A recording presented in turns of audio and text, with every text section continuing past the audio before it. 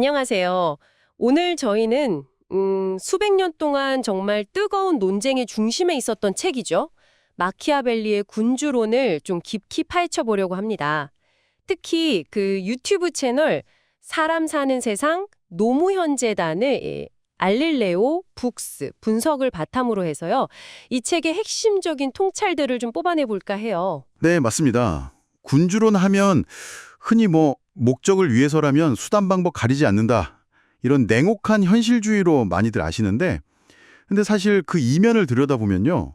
아주 복잡한 인간 심리라든지 또 정치 역학에 대한 깊은 통찰이 담겨 있거든요.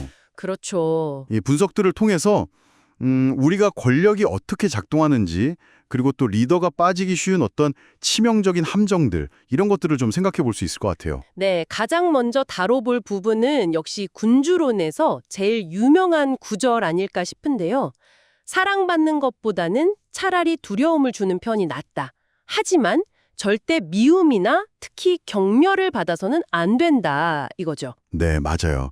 여기서 마키아벨리가 진짜 경계했던 건 바로 경멸입니다, 경멸. 아, 미움보다도 경멸이요? 그렇죠. 미움이라는 감정은 재산이라든지 명예 이런 걸 직접적으로 건드릴 때 주로 생긴다고 봤어요.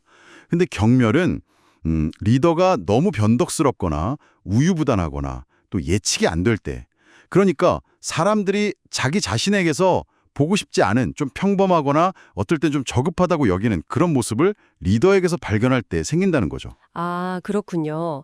단순히 미움받는 거랑은 차원이 다른 훨씬 더 위험한 신호라는 거네요. 그 자료에서도 이 부분을 되게 강조했던 것 같아요. 네, 맞습니다.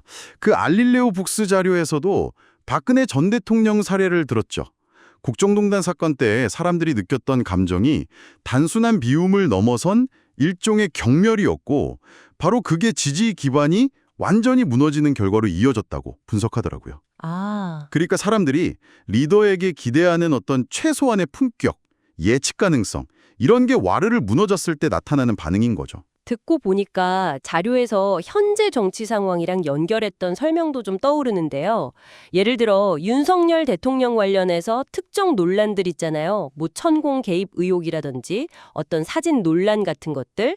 이런 예측 불가능성이나 좀 상식에서 벗어난 듯한 모습들이 바로 그 경멸이라는 감정을 자극할 수 있다. 이렇게 지적을 했죠. 와, 500년 전 통찰인데 여전히. 네. 그렇죠. 진짜 소름 돋을 때가 있죠. 그리고 또 리더를 둘러싼 조언자들, 그러니까 참모에 대한 부분도 상당히 흥미로워요. 마키아벨리가 군주를 알려면 그 사람이 어떤 사람을 곁에 두는지를 보라고 했잖아요. 그러면서 판단력에는 세 종류가 있다 이렇게 나눴고요. 네네.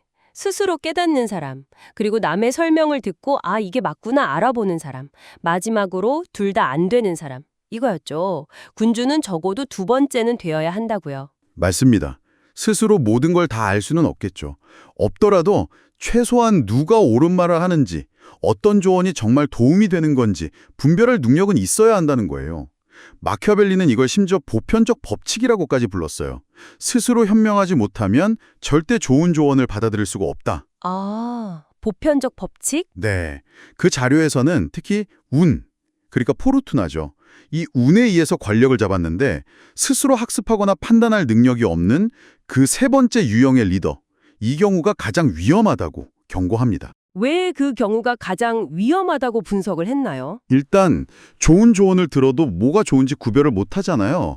근데 그뿐만 아니라 정말 유능하고 또 자존감 있는 인재들은 그런 리더 곁에는 잘 안 가려고 한다는 거죠. 아, 그쵸. 똑똑한 사람들은 알아보니까. 네, 결국에는 이게 리더 개인의 문제를 넘어서서 국가 전체에 큰 해를 끼칠 수 있다. 이런 분석이었어요. 그렇군요.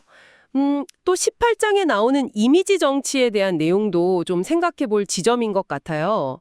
마키아벨리는 실제 모습보다는 겉으로 어떻게 보이느냐가 더 중요하다. 자비롭고 신이 있어 보이는 것이 중요하다. 이렇게 말하잖아요. 네, 그렇죠.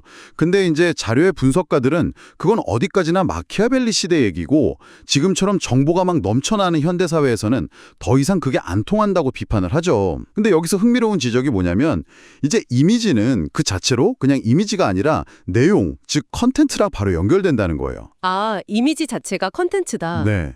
어떤 이미지나 소문이 막 퍼진다는 건 사람들이 그냥 그걸 믿는 게 아니라 아, 저럴 만한 어떤 내용이나 근거가 있나 보다 이렇게 인식하기 시작했다는 뜻이라는 거죠. 그래서 그 자료에서도 김건희 여사나 윤석열 대통령 관련된 여러 논란들을 예로 들면서 설령 뭐 명확한 증거가 딱 나온 건 아니더라도 어떤 특정 행동 패턴이라든지 아니면 좀 미흡한 해명 같은 것들이 계속되면 그게 결국 저 사람은 무속에 의존하는구나 하는 식의 어떤 구체적인 내용, 즉 컨텐츠로 사람들 머릿속에 자리 잡게 될 수 있다. 이렇게 설명을 하더라고요. 맞아요. 그러니까 이제 겉모습만 그럴듯하게 꾸미는 걸로는 한계가 명확하다는 거죠. 진정성 있는 내용이 뒷받침되지 않으면 긍정적인 이미지를 유지하기가 거의 불가능하다. 네. 적으로 이게 정말 중요하다. 이렇게 강조했던 15장의 구절을 좀 짚고 넘어가고 싶어요. 어떻게 사느냐와 어떻게 살아야 하느냐는 너무나 다르다. 이 부분요. 네. 이 구절이 마키아벨리가 정치의 목표 자체를 바꿨다는 분석이었죠.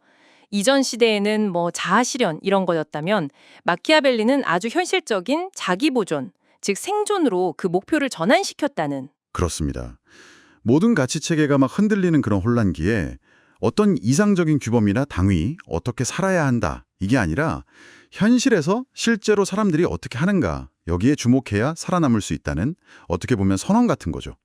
그리고 바로 이 지점이 근대 정치 사상의 아주 중요한 출발점이 되었다는 점에서 마키아벨리의 어떤 혁신성 같은 걸 볼 수 있는 거고요.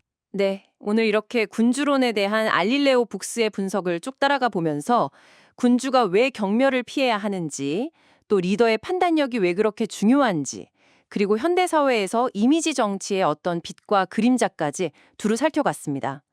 참 냉혹하면서도 현실적인 통찰이 많네요. 그렇죠. 마키아벨리의 조언들이 때로는 좀 불편하게 들릴 수도 있지만 어쨌든 권력과 인간 본성에 대한 아주 예리한 시선들을 제공하는 건 분명해요. 특히 리더에 대한 신뢰라는 게 무너졌을 때 그 사례가 얼마나 취약해질 수 있는지를 다시 한번 생각하게 만드는 것 같습니다.